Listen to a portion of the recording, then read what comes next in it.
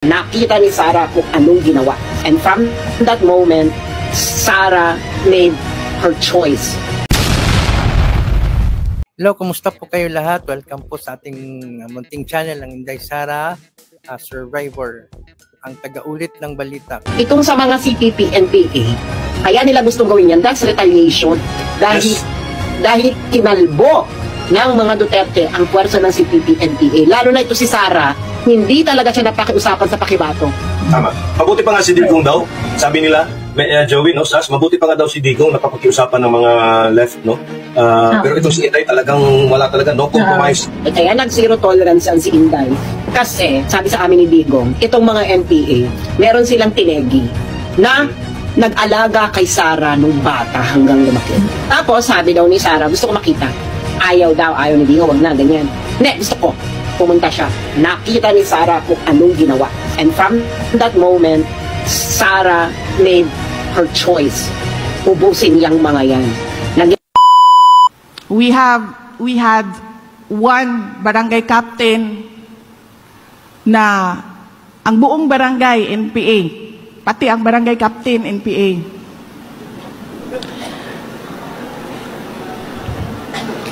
Doon sa Paquibato District. Of course, dahil NPA siya, hindi siya mutuog yun kay Inday Sara. So, there is no, sa akin, sinabi ko sa team, there's no talking to a person na dili na gusto makig-istorya, dili na abli ang iyahang panghuna-huna, dili na siya open to new ideas. And then, on that part, I let the military do their thing.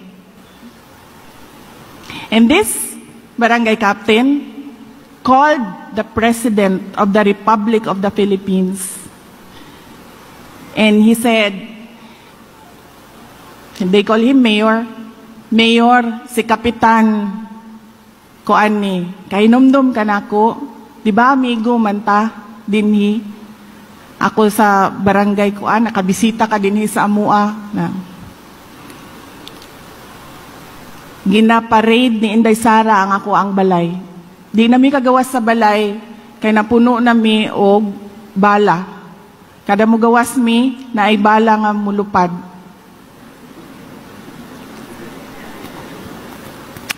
And so, the President asked someone to call me. And then I said,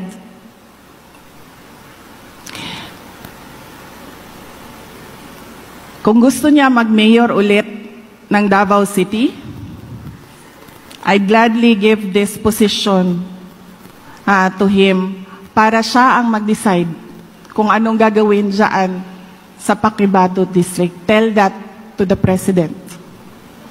So, what I did was invest all my effort into a program that we call Peace 911 in Davao City and address the problem doon sa Paquibato District namin.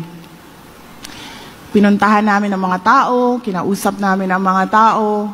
Lahat ng gusto ng mga tao, ginawa namin doon sa kanila.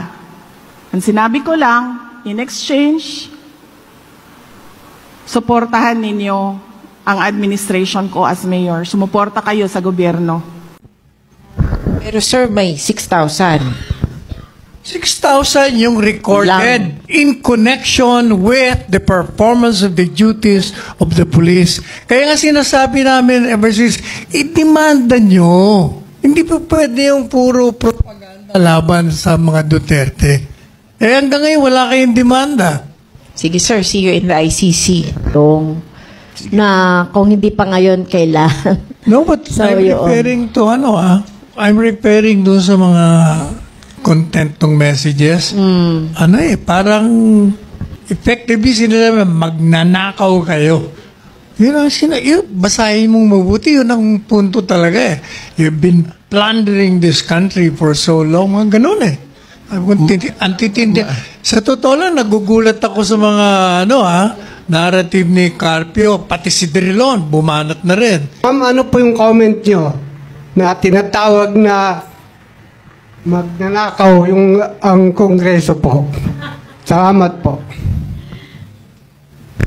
Well,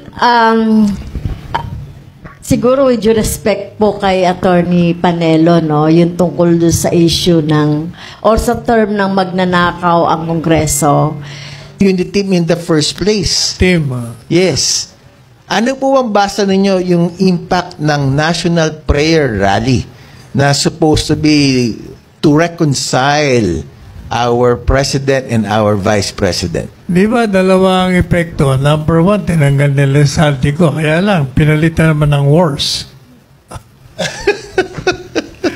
Okay. Sa malalo. Pangalawa, ang epekto doon sa mga ibang miyembro ng Kongreso, medyo, huwag na tuloy after elections na lang. O yun, yan ang epektong nakita. Pero sa tingin nyo ba, ito po ba meron din correlation with our 2025 national budget na sinasabi nga nila most corrupt in the history of Philippines? Which one ang may effect? Yung budget o yung National Prayer Rally. Kasi lumalabas po parang magkakatahi-tahi po sila Walang epekto yun. Nandiyan na yung budget. Tutuloy nila yun. Gagamitin nila sa halalan yun. And then, pagdating naman po sa impeachment, Sec Panelo, sinabi nyo, last time you were in our show, you said, Tuloy yan. Tuloy. Kaya lang yun. Medyo i-postpone muna natin. Postpone. Hindi masabi nila. Pero Hindi interesado kasi takot yata na gano'ng katagal? Baka naman 2027 na. Ayaw mo sila, pero tutuloy nila yan. Unless there will be a change of present dispensation. And do you think there is a ongoing development that there might be a fourth impeachment complaint, which some sectors say could be the most important step so that the impeachment will now be endorsed dahil may support ng 103 Ano ba yung yung fourth impeachment complaint, sino ba mga complainants nun? Ay, wala pang narinig si Congressman Castro, pero yun pala ang umiikot doon sa Congress, but they don't know who and what. So it's still a big question. Umiikot, di alam nila kung sino yung complainants. Umiikot na pala. Tool in terms of pushing our public servants to do something or not. Definitely, pressure yan. Pressure yan, lalo na kung marami. Tapos nakikita mo, iba-ibang grupo na Yung sa 18, simbahan, ang kamo, yung sa 31. Kala ko sa mga dilaw yon. Kila Tony Carpio yun. Kasama. Kila Tony Carpio yun Kasama. Oo. Tapos yung sa Luneta, iba naman.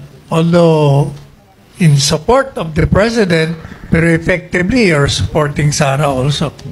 Pero ikaw, Sec Panelo, do you agree that it is not a matter of paramihan ng tao sa rally? Hindi. Talagang, sabi ko nga from the very start, di ba?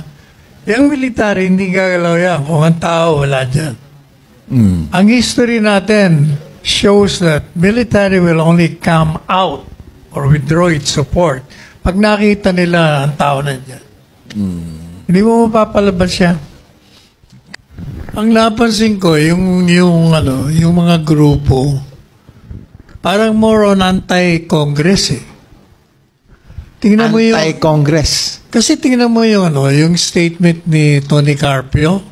More on kung Congress ang binibira niya Ito namang sa Luneta, parang anti din. Kasi nga, huwag na kayo mag-impeach. Di ba? Parang anti Ewan ko itong grupo ng mga pare. Most likely, anti rin yan anti-government, pero parang nakakonsentrate sa Kongreso. Bakit kaya? Okay. Di ba? Yan ang napansin ko. So, Parang more on, parang hindi BBM eh. Parang more on Congress, parang sinisisi na nagsimula ang gulo dyan sa Kongreso eh. Kaya pala bakit nga pala hindi sa Luneta? Bakit dyan lang sa EDSA? Malitang EDSA Shrine eh. O sinadya nila yun? Dahil kukunti lang darating. So, yung parish priest kasi ng EDSA Parish, Shrine. oo. Parang laging nagvo-volunteer. Kasi maganda sana kung Luneta, makikita mo. Kasi ito, di ba, Hindi, sa 31 kasi parang alam ko meron din sa LB, Liwasang Bonifacio. Kasi as you said, yung Baka sa magtuloy 31, sa Luneta yun. yung sa 31 sabi mo, di ba, pro-impeachment? Yung Pro-impeachment. Luneta, So, meron sa PPM. anti-impeachment yun in support of Marcos call. Kaya makikita, kung dun sana ginawa, makikita natin kung gaano kalakas ang bawat isa. Well, hindi naman paramihan yun, pero kung titignan nyo naman yung dumalo doon sa dumalo doon sa 13 for peace kasi, for peace. Hindi naman sinasabing